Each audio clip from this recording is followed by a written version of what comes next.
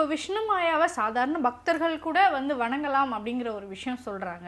இப்படியெல்லாம் இருக்கும்போது இதன் மீது அதிகமான பயம் வர்றது நியாயமான ஒரு விஷயம் தானே? முதல்ல நீங்க தவறா சொல்றீங்க. 300 சாத்தன் இல்லை, 391 சாத்தன் பார். அதாவது சிவபார்வதியை தரிசனம் பண்ணிட்டு அவர் கீழே வர்றாரு. அப்படி அவருடைய சகோதரன் என்று சொல்லக்கூடிய கருங்குட்டி பகவான் வர்றாரு.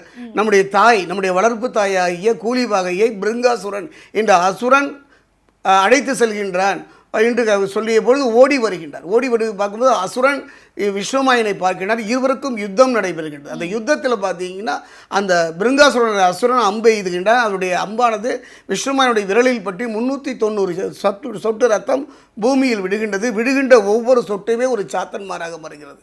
பூக்குட்டி, பறக்குட்டி, பாஷான குட்டின்னு நிறைய இருக்காங்க. அப்படி உருவான ஒவ்வொரு சாத்தன்மாரும் அந்த பிருங்காசுரனை எதிர்த்து போரிடுகின்றார்கள். அவன் 390 அஸ்திரங்கள் வைத்திருக்கின்றான் தவத்தின் பலனாக. ஒவ்வொரு அஸ்திரத்தை எய்து அந்த 391 சாத்தன்மாரையும் கொண்டு விடுகின்றார். முடிவில் பார்த்தீங்கன்னா விஷ்ணுமாயா அன்னை கொடுத்த அந்த பிரம்பை கொண்டு அந்த பிருங்காசுரனை அழைத்து விடுகின்றார்.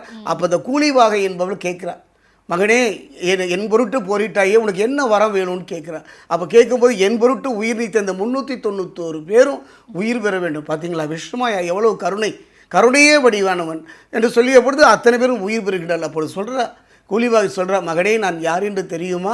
கைலாயத்தில் மகா கணபதி குழந்தையாக இருக்கும்போது பசியின் காரணமாக அழுத குழந்தைக்கு நான் பாலூட்டினேன்.